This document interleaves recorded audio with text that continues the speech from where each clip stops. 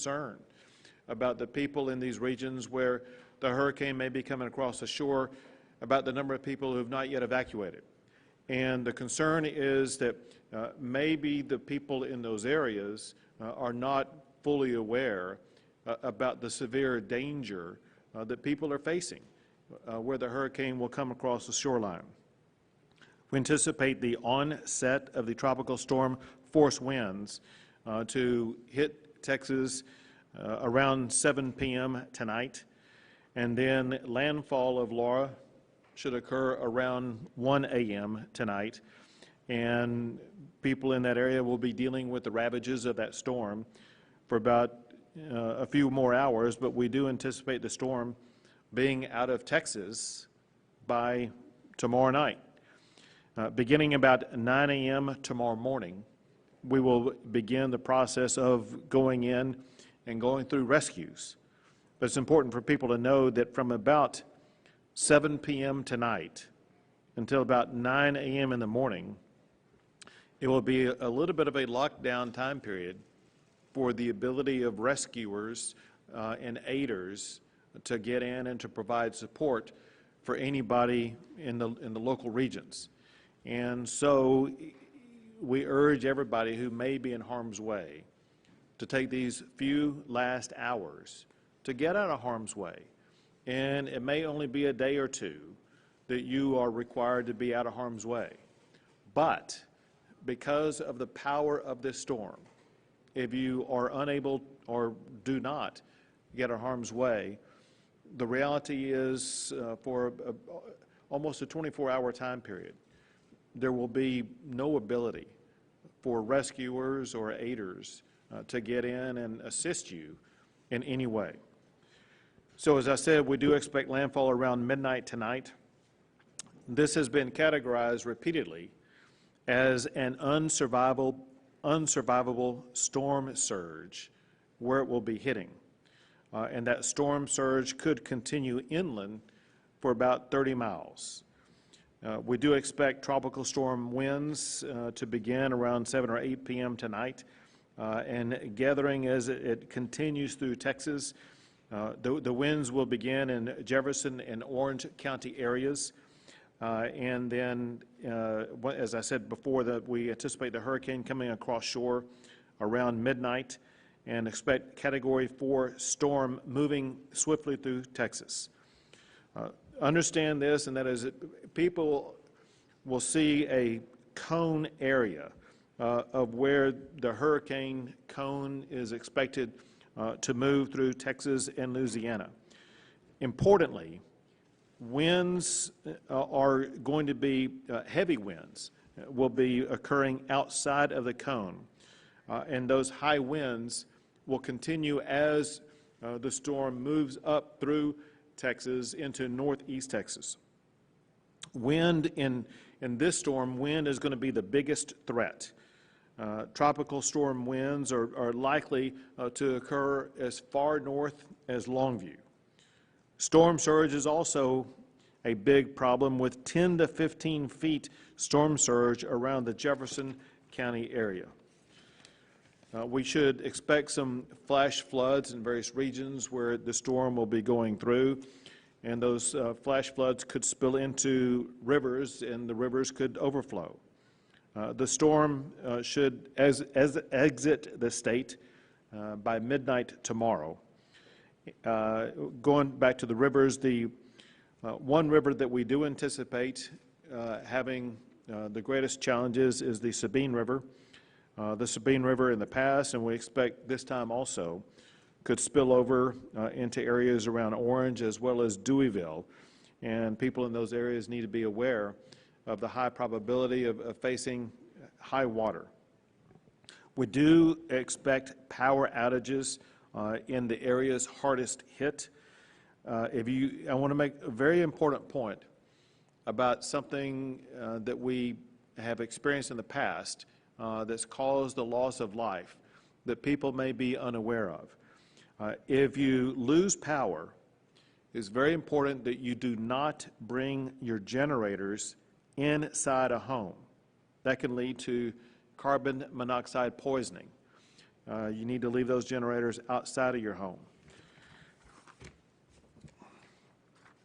A couple of updates. First, a recap that I'm going to add to this recap. On Sunday, I declared a disaster in 23 counties. On Monday, the President granted an emergency declaration for these counties. Yesterday, I added 3 counties to the declaration. And yesterday, I also asked the President to grant Texas's request for Category B assistance, and he granted that request yesterday. Today, I added 3 more counties to the disaster declaration: Camp, Ellis, and Tarrant counties. The reason why Ellis and Tarrant are added is because they are serving as sheltering locations. For the counties that may be concerned about the impact this storm could have on them, obviously we remain flexible with regard to expanding the counties that could be added to the disaster declaration. That will be dependent upon whether or not those counties are going to be impacted by the storm. For these new counties that I'm adding to the disaster declaration today, I'm asking the President to add these counties to our federal declaration. Some updates with regard to the assets that we have already deployed. We've already deployed 400 buses, 38 aircraft, 82 boats, 202 high-profile vehicles, and 60 ambulances, with an additional 75-plus paratransit vehicles that have been ordered that will be available to be provided to assist in the movement of people. We have more than 5,000 people that are already sheltered, and we are prepared to take in many more as we continue to encourage everybody to evacuate from regions that could be the greatest impacted by the hurricane. We're already preparing for the recovery. So the update on the Disaster Recovery Task Force is this. The Texas Division of Emergency Management and Recovery personnel are in place for deployment post-landfall. Damage assessment teams for local jurisdictions have been developed, and they are being distributed for timely reporting on local damages after the landfall. Volunteer organizations active in disaster are currently staging resources, and personnel are ready to deploy as the affected areas are cleared for reentry. And we have developed and distributed an online platform for disaster survivors to request assistance and provide their damage information. And that is all for my report right now. Chief Kidd, would you like to add? Mr. Governor, so thank you. And I need to reemphasize the danger factor of this storm. It's been a while since we've seen Cat 3, Cat 4 winds in Texas. We know the damage that does. Power restoration, Governor, will be longer in what we would normally expect because of the high winds. You said yesterday that this is not a Harvey storm. We completely agree with that. The rainfall will be different, but the winds will be very important for us to watch. Even though more people lose their lives during surge or flood events, in this event, I'm really worried about the wind just as you are. Our rescue personnel are available. They will be hunkered down through the hours of the storm. I know that they will risk their lives to get out there. My urge and plea with Texans is, if you have the chance to evacuate now, please do so. Very good. We'll take some questions. Governor, here in Austin, shortly after you announced that CODA would be used as a transitional site, they reported running out of vouchers and turning people away to the point of locking down the gates. Did you anticipate that? And what's your reaction to them shutting down the gates like this? Sure. Let us give you an update on it. Chief Dim Kidd has that information for you. So, Rudy, thank you. And let's get the story straight on this, and I appreciate the question. I did talk to the city of Austin this morning. Here's their explanation of what happened. They had booked hotel rooms and reserved them through the process. But because we have been asking people to evacuate, some people went straight to hotel rooms. So while we had believed that we had rooms reserved, those rooms were being filled up by other people that were evacuating. At 5 o'clock this morning, City of Austin shut down CODA. They reopened at 10 a.m. this morning. And if we have to open up the convention center here, we've already talked to them about having a place to temporarily put people until we stabilize out the local hotel rooms.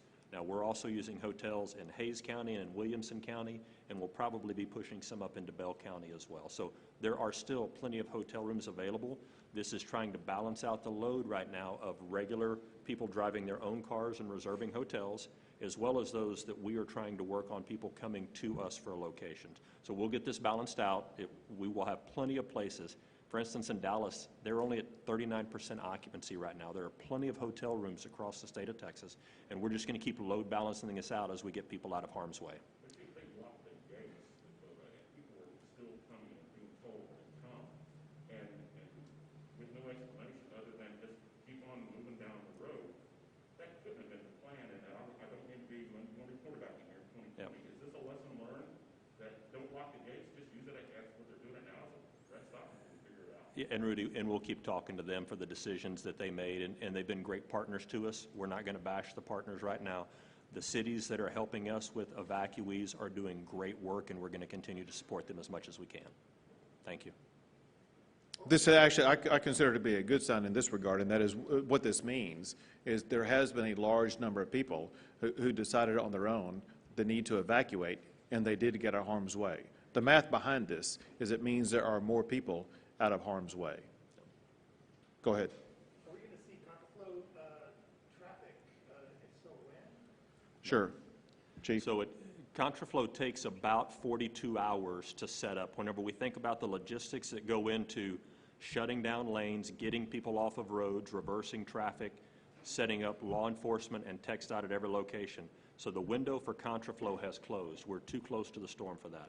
Now, we may use additional service roads. We've got DPS aircraft that are flying, checking for checkpoints right now to put additional folks in to move people through intersections. But at this point, the window for contraflow has closed. Governor, do you plan to be anywhere near Gaines tomorrow, or is your schedule kind of in flux on that? Could I get you to repeat? I missed the first part of the question. Do you plan to be surveying the damage tomorrow, or are your plans in flux until we see what? We will be surveying the damage as quickly as possible, and we do not want to get in the way of those who are either in danger or those who are providing immediate rescue. And so the timing of my visiting the areas that were hardest hit will depend upon facts on the ground. Governor, one of the things I talked to TxDOT this morning, and I think it's kind of interesting, they have got a fleet of fuel trucks, rescue fuel trucks, trying to reach the stranded individuals. Are you satisfied with how TxDOT is deploying those trucks? TxDOT's been doing a fabulous job, both with regard to deploying those vehicles as well as making strategies such as waiving tolls on the people who are trying to evacuate, as well as assisting with making sure that the roadways will be as clear as possible. So TxDOT has been very aggressive in responding to this hurricane. And one more clarification, Chief, and this may be for you. You mentioned yesterday that a lot of the people who are evacuating now, there's going to be COVID testing that's going to do that. How's that going to be coordinated? Are their names that they need to use the online service that the governor mentioned? How do they get tested? Yeah, Rudy, so again, thanks for the clarifying question. I want to be clear about this. If it's a family that stayed together and they've traveled in their car together and they're going to a hotel together, unless they have signs or symptoms, there's no need for them to be tested. Once we open, if we get to the point of opening congregate settings, maybe like the Austin Convention Center, if they go into that convention center, we'll offer testing for people coming into that facility. And so it's just basically their choice after they get back home, monitor yourself, go back and get tested? Yeah, so again, there's about 1,700 testing locations across the state of Texas right now, so we have plenty of capacity to do testing. But let's play this out a little bit. If the city of Austin opens a convention center because of a need, we will check in the people that go there. We will offer them testing at that location. How's the supply chain holding up as far as groceries, gasoline, for people outside of the rest of the state? Should they be charging into their ATVs, or is it all good? My observation is looking pretty good. This is the type of event where most Texans have taken it very seriously, and they're realizing the necessity to respond as well as to obtain the supplies they need. But our local providers have done a great job of making sure their supply chain is open. Those involved in providing fuel have done a good job of maintaining supply chains. And so right now, the supply chains are looking pretty good. Any last questions? Governor, too many Texans have lost jobs in the last few months. Too many of those lost health insurance. What do you intend to do to make sure they have adequate coverage in the next few years? Listen, we're always engaged. For example, you mentioned the next few years. We're always involved every session in addressing health insurance. Sure. Yeah, so when the session arrives, I have no doubt that one of the issues we will be taking up is making sure that we're doing all we can to make sure Texans have access to health care. Any more questions on the Sure. floor? All right, thanks, guys. Thank you.